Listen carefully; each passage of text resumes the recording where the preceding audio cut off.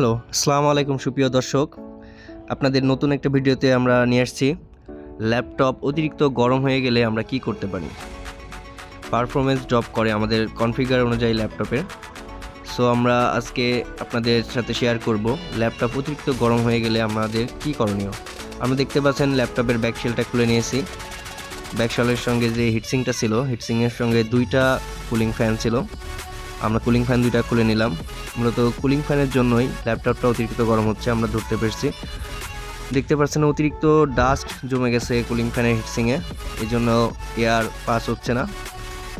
আমরা ব্রাশ দিয়ে সুন্দরভাবে নিখুঁতভাবে ক্লিন করে নেব, যেন পূর্বের যে অবস্থায় ছিল ফ্যানটি আবার সেই অবস্থায় আসতে পারে।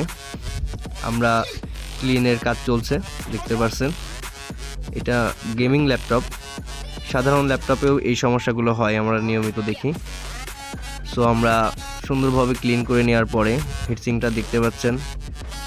আমরা হিটসিংটা ক্লিন হয়ে যাওয়ার পরে আমরা আবার হিটসিংয়ে থার্মাল পেড দিয়ে ল্যাপটপে লাগাবো সুন্দর করে। কুলিং ফ্যানগুলো যখন পরিষ্কার করা হয়ে গেছে, আমরা এখন কুলিং ফ্যান দুইটা আবার পূর্বের জায়গায় লাগাচ্ছি, দেখতে পাচ্ছেন আপনারা।